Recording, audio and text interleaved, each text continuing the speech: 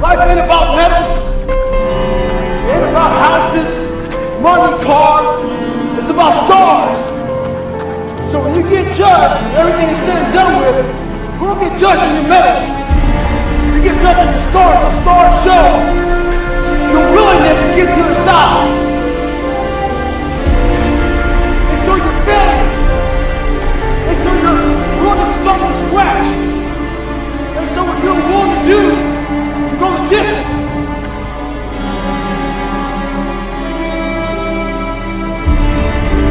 See what you're capable of. So make sure in life, don't be afraid to get scarred.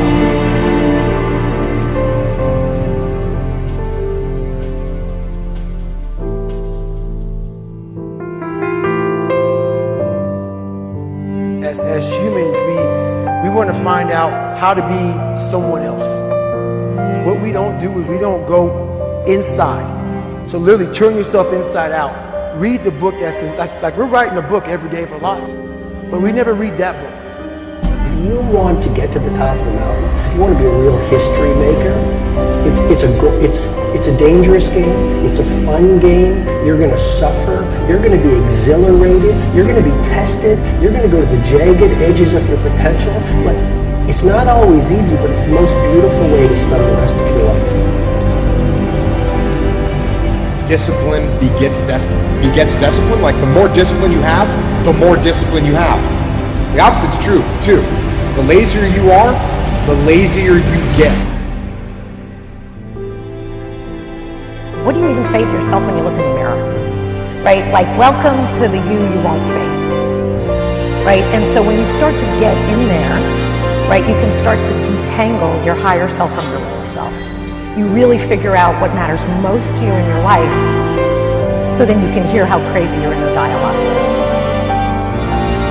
So it's almost like a deep meditative state, and it's a very one-to-one relationship between the pain that you're willing to suffer and the progress that you're going to make. The more that I was willing to suffer, the more likely it would be that I was going to create a positive trajectory out of this painful scenario that I found myself in. The ego says, let me get out of this difficult season as quickly as possible so I can, eat in nice restaurants and hang out with the cool people and do fun things. But a bad day for the ego is a great day for the hero inside of them. Right? The minute you go, I have fun being me, you can hear everything that's not that fun about being you anymore. What I would challenge this young man or young woman to do is you have to look inside of yourself and see what you really want. What are you passionate about? The only way you're ever going to get to the other side of this journey is you have got to suffer to grow. To grow, you must suffer.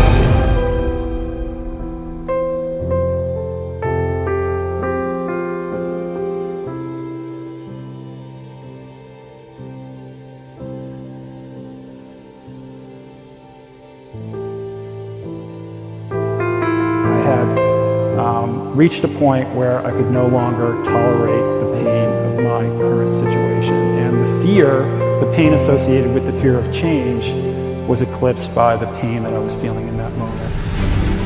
But somewhere in their life, there was a point where they had a decision to make. They can go left or right on this path. Left was the easy route. Right was the hard route. A lot of people take the easy route. And they had a good life that way, but the better life was going to the right side. And you may have 20 years of pain and suffering to get past it. But a lot of us died never truly starting our journey.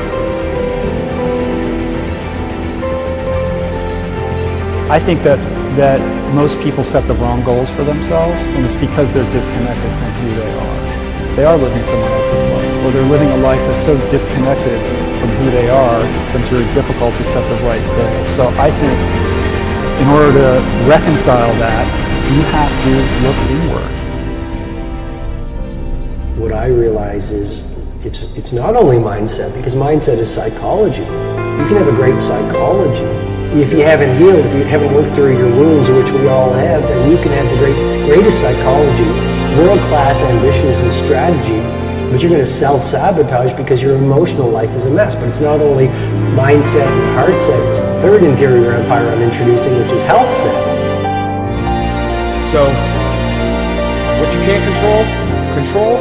If you can't control something, compartmentalize it and don't focus on it. When you focus on that stuff, it actually takes away from doing well. It actually takes away from you being able to do your job. So focus on the things you can control. If you want to have success, right, you have to be crystal clear, and the human, right, not that interested in being that clear. Every day, we're seeing who we are as people. When I was growing up, I lied for people to accept me because I didn't accept myself. So I would make up stories so that you would accept me into your world.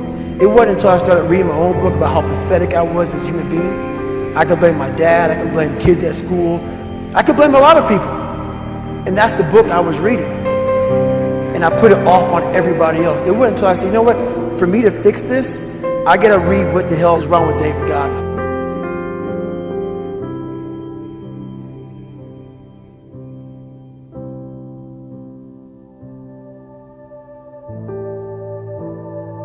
All our goals are driven by 5 human agendas. We're driven by 5 human agendas. I want to share that with you. They were recognition, appreciation, acceptance, approval, and security.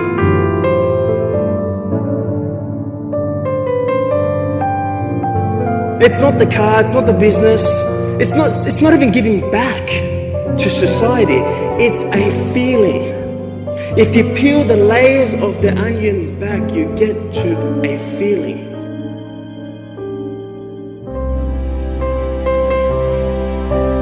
So the way we remember things, the way we hold things, the way we tell the story over and over again, those are usually screwy lies. And so in any area of your life where you feel trapped, like you can't make more money, you can't get out, your body never loses weight, like there is some purgatory connected to a haunting memory, and the way you tell the story of the haunting is not accurate.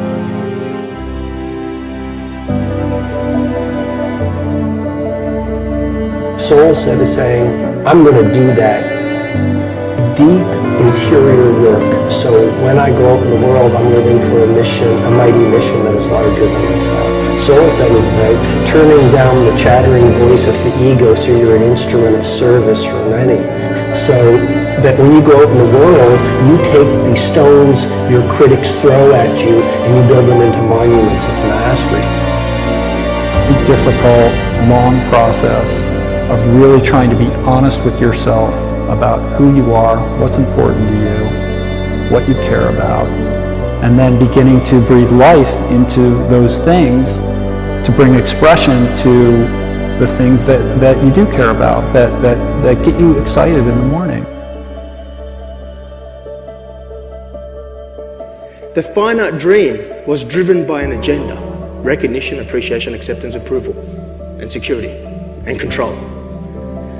The infinite dream is a dream that arises within me that I didn't even choose, from love. When I say I didn't choose, I as this physical didn't choose it. I as the infinite source chose it. Pain is truly the only thing that's ever gotten me to change. So it's been my growth accelerator as well as my reminder of when I've gone astray. You will never learn from people if we always tap dance around the truth. We tap dance around the truth by finding the right words so I don't hurt you because you have thin skin. No. Tighten up, people. It's okay. Trust me. Let them call you that. What are you going to do now? They don't own your life. How are you going to control that now? How are you going to flip it upside down and say, Roger that, and you'll read about me years from now?